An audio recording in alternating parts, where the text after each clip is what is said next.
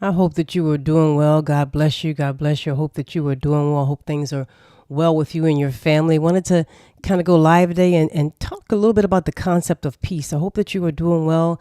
Things are well with you and your family. I wanted to come and talk a little bit about the concept of peace and of Hotep. You know, we are in a time where we're spending a lot of time with our families now. We're trying to enjoy each other and enjoy whether it's holidays or various family vacations or things that you're doing. How do we think about that whole concept of really living peace out in our lives? And what does it mean for us today? And how can we think about how do we motivate that and nourish that in our lives? So I wanted to talk about the whole concept of OTEP. And I wanted to say thank you to all those who have supported me, those who are members on YouTube and so forth. And we're going to be talking about, as I mentioned today, what is OTEP. I did want to mention really quickly as we jump into the topic that for those who are members at the ancestor level as well as at the membership level, I've uploaded some new resources onto the site that are for members. And one of the resources is an additional course, a couple of additional courses. We've been talking about, before Kemet and what was happening before Kemet, as well as Kemetic calendars. But I've also added some courses with respect to who is Set.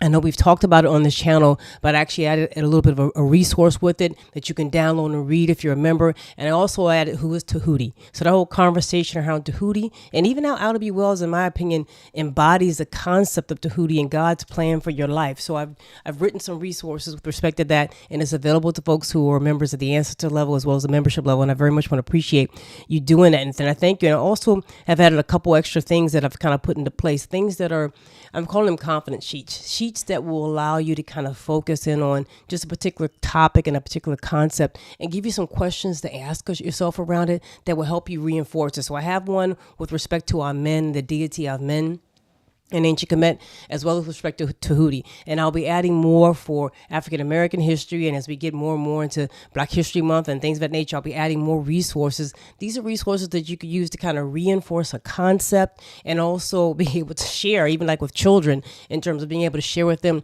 ideas around Black history to help them build their confidence and know that these things took place and what these people actually did and why we should respect them. So a couple of confidence sheets are also on the site for those who are members. And I very much thank you and appreciate you just for being there and for what you do. So thank you very much for that. So as we kind of get into our topic today and talk a little bit about it, I want to talk about the concept of Hotep. And I have here, kind of showing up in front of me as we kind of look at this whole idea, looking at just Mentuhotep II and also looking at Carter G. Woodson. And Carter G. Woodson, as you know, is the father of Black History Month. He is considered to be, he along with several other people, helped considered to be the person to kind of kick off what became Black History Month. And I think about him, and you cannot tell Carter G. Woodson's story without telling the story of his ancestors. You can't tell it without talking about ancestors. God bless you, Team Z. I hope you have a happy holidays too. Hopefully you are enjoy things with your family as well. So just wanted to say, Good to see. Hopefully you are doing well as well. So God bless you. Hope you're doing well. This whole concept of being at peace, this whole concept of being able to do things that satisfy your soul, right? And so when the idea of Hotep, and I'd love to hear what you think, because I think that the community and us coming together and talking about what Hotep is really helps us understand it and bring it to life. When I think about it, as I'm talking right here, I'm sharing that the whole idea with respect to, because as I mentioned, you can't really talk about Carter G. Woodson without talking about your ancestors, right? And his ancestors. And we're going to talk about that in just a minute. But the whole concept of Hotep, if you look right here, this is a relief of Mentuhotep II. He is the founder of the Middle Kingdom, as you probably know. And he's somebody who's one of the most important people in Kemetic history, right? And we talked about him, and we're going to talk more about him.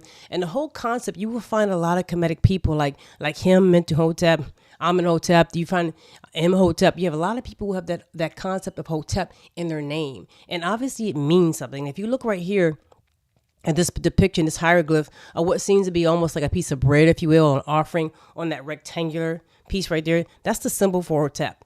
And that symbol, excuse me, that symbol really kind of symbolizes and represents peace and satisfaction. And it's almost a depiction of an offering. Imagine bringing an offering to a deity, like Amen or Mentu, and you are bringing it out that deity, and Mentuhotep, and his name is saying Mentu is satisfied. Not only am I giving offerings to satisfy the buildings that are associated with Mentuhotep, but my whole life, my soul is an offering to God. My soul is an offering that satisfies God. My soul is an offering that brings me peace. So when you start to think about that, then what does Hotep mean, and how could you manifest that in your life? Because, we say about it a lot, we talk about it a lot, we talk about the whole concept of Hotep, and what does that mean for you? When I think about that, I think about people like Carter G. Woodson. And if you know Carter G. Woodson, you know that he grew up in West Virginia, and you know that he grew up in coal mines, working as a young man, a young boy really, in coal mines. And as he was working in coal mines among African American workers, he would see these older men, and they would often talk about their families and sing songs and talk about their history in such a way that it just captivated Carter G. Woodson. He thought to himself, wow, imagine all of the things these men around me and the people around me, these adults around me have been through, how amazing it is. It was like a child almost in a candy store, if you will, of information and history. And he took that information and the whole concept around what people were talking about and fell in love with Black history. And for him, it became obviously a lifelong calling for him. And when I think about Hotep, I think about it not just being at peace. I think about you answering your calling. I think about that when you think about peace, there's nothing in life that can satisfy you. There's nothing in life that can bring you peace like your calling. Whatever your calling is, whatever your purpose is. And as I was talking about, I was writing about Tahuti, and have a course about Tahuti online there, and have talked about it. I believe that Tahuti represents not only just divine wisdom, but also God's plan for your life. And when you think about that, there's nothing that satisfies you. There's nothing that brings you peace like working in your purpose. I mean, there's a lot of things you could do. There are a lot of things that you can enjoy. There's a lot of fun that you have, but there's nothing that brings you joy like working in your purpose. And so I think the concept of Hotep and the concept of peace is an active concept, that it also kind of connects with you and whatever God's plan is for your life, whatever your purpose is in your life, and that you can't disconnect it from doing. You can't disconnect it from actually fulfilling what you're supposed. For me, I'm most at peace when I'm doing what I'm supposed to be doing, when I'm fulfilling what God asked for me to do. There's no disconnection, if you will, between doing both of those things. And sometimes you might find yourself just being happy just because you're happy, but you will find, if you get a chance to even reflect on it, a lot of it's because I'm working in my purpose. A lot of it's because I'm surrounding myself with things that are helping me grow. And when you think about peace, it's not just something you could take for granted. It's something you have to nurture. It's something I think you have to pray on. I think it's something that you have to kind of work with and think about that whole concept of not just, things like Haru, and we think about Tahuti, but how do you then take that and manifest that in your life? How do you then take these concepts that are deities and aspects of God that are working on you, and you have the ability to choose such as Haru, you have the ability to choose to interact more with it. You have the ability to choose God's plan for your life. How do you nurture that? And as I think about the concept of Offset and divine discipline, we talk about that with respect to even how Sojourner Truth embodied discipline and dedication. We talk about the concept of Set. We talk about the concept of Haru. We talk about the concept of Heteru, being able to visualize these things. All of these things work together for you to fulfill your divine purpose. And I think the reward of that, the satisfaction of that, really comes with Hotep. That satisfaction comes with, how do I then do these things and manifest my purpose in life and feel satisfied, really be at peace, and not need somebody else or something else to come into my life to fulfill me, because I'm already fulfilled. And the things that I come in contact with on my life path, those are things I'm supposed to interact with. And so you're not, worried about them. You're not as stressed about them, because these are things that are part of my life path. And as long as I'm doing what's in my purpose, what's on my path, there's a certain amount of peace and there's a certain amount of joy. And when I think about it, I think about amazing people in life, amazing people who have risen to that call and done something beyond maybe even what they thought they would do as a child, and made a contribution and did something that many people could do. And I'd love to hear your Hotep. God bless you. I'd love to hear your thoughts about peace and how you cultivate it, because at the end of the day, I think a lot of us, that's what we're looking for, right? And a lot of people are missing a lot of things because in a lot of ways we don't read enough. We don't nurture this. I was looking at some stuff the other day, and you guys may have seen it online, where they talked about, I think some 54% of adults in America read below a sixth grade level, and that a lot of people are not doing recreational reading or reading to help just develop yourself. And when I think about it, reading is one of the major ways, a major way that you can help put yourself in a semi-meditative state, to think about your history, to think about your purpose, to think about your people, to think about ways you can move forward. And I think about so many people maybe not reading or not reading at a certain level. Wow, how important is that? How important? And I'll tell you the truth. You guys can tell me what you think about it.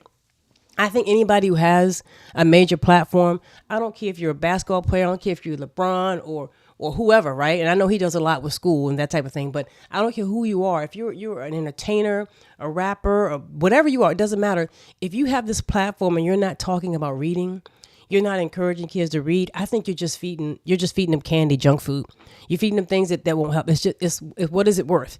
Because if all you can say to children is, watch me drink or watch me make a lot of money, watch me spend my money, be envious of me, and not really teach them things, not really be an example to help them read academically, you're not helping them at all, because so many people, so many of our children are in situations where they're not even able to understand how to maybe pursue their purpose or to even cultivate it in traditional ways, such as reading, or in traditional ways, such as studying, because they haven't developed those skills, and we just feed them candy. We just feed them junk food all the time.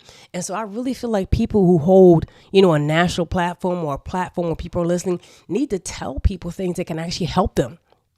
It's not about drinking some type of, alcohol or liquor or smoking something or driving around in a big Cadillac or seeing you in your house. I mean, literally, that's a lot of what we show. And you look at a lot of people's accounts, that's what they show. But the people who are watching them, half of Americans, half of all adults in America, more than half, don't read on a 6th grade level. They read below a 6th grade level. How do you get a job that helps satisfy you? How do you fulfill your purpose? You're almost saying like you're not going to get into politics. How do you get in politics and change your area? How do you deal with an AI related, future where things are becoming more automated, and you're going to have to be able to compete with a lot of different people and even machines in order to get a job? How do you compete with that if you're not developing yourself? And I really believe that the Hotep that we talk about, the peace that we talk about, is commensurate with development. And it's commensurate with your plan that God has for your life. When I think about people like Carter G. Woodson, and I think about, just what he did and what he meant, he was somebody who took education serious. He was somebody who was a young man working in a coal mine, right? Not that long after slavery, really. Decades after slavery, working with people who were probably had been enslaved, and listening to them and hearing them and respecting them and taking those stories. He said, if you read some of the information, taking those stories and taking that with him, and saying that he always wanted to be able to recreate that. I mean, he went off to the Philippines. He went off to become a principal in education. He went off to write many books, such as The Miseducation of a Negro, which is probably the most famous book, as you know, and helping to start association for Negro studying Negroes, and just the whole idea of what will become Negro History Week and what will become African American History Month. He began to take education and take it so seriously, but that's because he loved it. And he was in a situation where he was able to develop his talents and to develop his plan and to develop his purpose. Imagine if he was a young man hearing those wonderful stories by the African American men in the coal mines and never being able to translate that into writing, or being able to read about it, or to communicate that to other people, or to develop himself to take his vision and to really bring it to the world. To the point where we celebrate Black History Month, where we have it, right? And I think about him, and I think about James Weldon Johnson and his brother, and how they were able to cultivate their talents and share them with the world, even impacting the NAACP, fighting against lynching, developing songs, doing things like that. You have people who are taking education and just the talents that you have and doing more with it. And I think about people who are in situations where, like I said, they have major platforms and they're not telling our children how to cultivate their divinity, how to cultivate their talents in order to be able to do more. And then I question, how are we going to be able to be successful, or even just on a personal level, how are we going to be able to even manifest peace? How do you manifest satisfaction if you're not living in your purpose? And if you're not living in your purpose and working your way out of it, a lot of things are going to be struggles. A lot of people have struggles, period. There's going to be economic struggles, especially as things begin to continue to rise and there's more competition with computers and AI just to get jobs. And people not being on, academic reading levels, a lot of people are going to be suffering, trying to make ends meet. And at the end of the day, if we don't offer solutions, we're really missing an opportunity, and we'll miss a whole generation. And I don't believe that's going to happen, because we're not going to let it happen. I'm not going to let it happen. I think that our whole idea of being able to get this message out there and to allow people to know that you can live a life of peace. The concepts that the Kemetic people were talking about, the whole idea of peace and satisfaction, that's not a made up thing. That's the reality. You actually can live in peace. You actually can be somebody who lives your life in a way that's peaceful. where you can actually have joy. You can actually be in a situation where you are, satisfying God, where you're experiencing a certain level of peace that our ancestors were talking about it. I think when you think about people like Carter G. Woodson, or you think about people like Ida B. Wells, or you think about people like Harriet Tubman, when they were living in their purpose and their connection with God, nothing could stop them. There was nothing that was around them. There was nothing that hindered them. There was nothing that made them not be satisfied. And you think about Harriet Tubman going back time and time again to help save people. You find it's in a way of being connected with God. And there must have been an extreme sense of satisfaction and joy to be able to help somebody get out of slavery. Whether she was risking her life, whatever is in it. And the point that I'm making is that she could do it, and she did. She rose to it. Whatever your plan is, whatever your purpose in life, whatever God has for you, that's what you have to rise to. And it may be a challenge, it may be something, but nothing in your life will satisfy you. Nothing in your life will bring you joy like doing what God has for you in your life. And that's a message I want to get out there. I want to get to young people. I want them to understand that it's not just about the dollar. And it doesn't mean that you can't make money. That's just a ridiculous thing. Obviously, you could be successful. There are many, many people in Black history who have a lot of resources and very, very successful. From Mansa Musa on, there are a lot of people. But you have to understand that it's not about thinking things or searching after things. It's really about that whole concept of Hotep. And the idea of Hotep was an offering. The idea of Hotep was an offering to a deity to satisfy that deity and to satisfy your soul. The idea of that was your whole life, your whole meaning. Your soul was an offering to God. And that brought you a peace and a connection with God that no one could stop. A joy that no one could hamper with, nobody could tamper with. And so when I think about that, that's the idea and the concept of Hotep to me. That's the idea and the concept of peace. And it takes nourishing, and it takes a connection with God's plan for your life. It takes seeking out that plan, and it takes doing it. So I'd love to hear your thoughts down below. I just wanted to come with you with a quick one to talk about this and kind of share that whole concept around peace and see what your thoughts were. So please let me know what your thoughts down below. I really much appreciate it. God bless you. I hope you have a happy holidays with your family. God bless you.